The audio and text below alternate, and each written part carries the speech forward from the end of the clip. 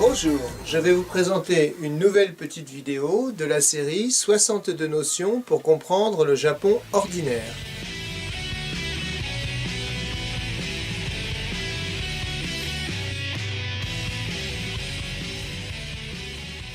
Voici donc la 6e de nos petites vidéos.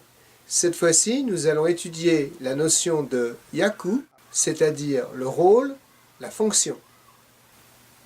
Voici ce que nous raconte un Français qui vit au Japon.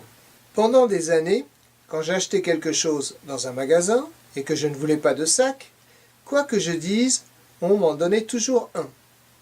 Mais un jour, j'ai compris la formule exacte. Il fallait dire précisément « sonomama de ii desu », c'est-à-dire « ça va comme ça ». Et depuis, ça marche sans problème, je n'ai pas de sac plastique quand je n'en ai pas besoin.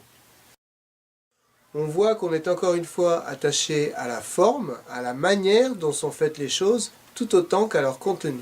Mais ceci va de pair avec le fait que les personnes impliquées dans un travail, par exemple dans un restaurant ou dans un supermarché, connaissent exactement la manière de tenir leur rôle et ne peuvent pas vraiment s'en départir.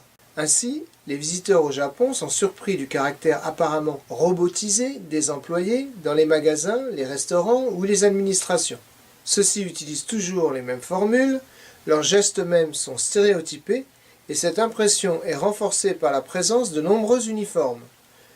Uniformes d'hôtesses, d'employés administratifs, de serveurs, d'employés de banque, de fonctionnaires, et aussi uniformes d'enfants des écoles maternelles, de collégiens, de lycéens. La différence avec la France se repère particulièrement sur 3 points. D'abord, les employés japonais trouvent normal de travailler selon ce qu'on appelle le manuel, c'est-à-dire en apprenant par cœur des formules et des gestes. Ils acceptent complètement le rôle professionnel et ses attributions.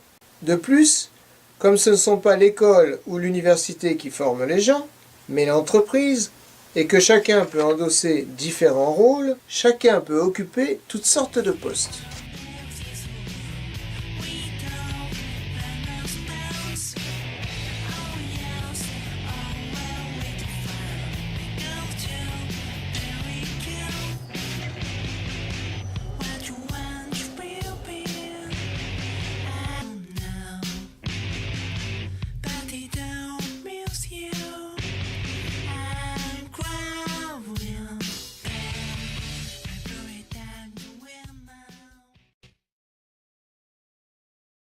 Les Japonais tendent à voir leurs relations en termes de rôles sociaux. Rôle d'employé, rôle de mari, rôle d'homme, rôle de femme ou encore rôle d'enfant.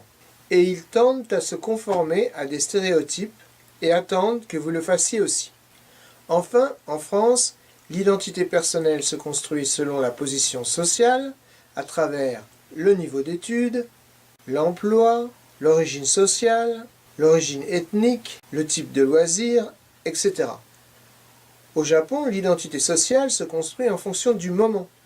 Les Japonais endossent le rôle correspondant à leur fonction ou à une relation sociale donnée, comme on endosse un uniforme, et ils peuvent ensuite le laisser pour en endosser un autre quand ils passent à une autre relation de leur vie sociale. J'espère vous retrouver bientôt pour d'autres petites vidéos sur YouTube ou ailleurs. Vous retrouverez également ces notions dans le livre « Les Japonais sont-ils différents ? 62 notions pour comprendre le Japon ordinaire » aux éditions Connaissance et Savoir. Et si vous voulez me contacter, vous pouvez le faire à l'adresse suivante.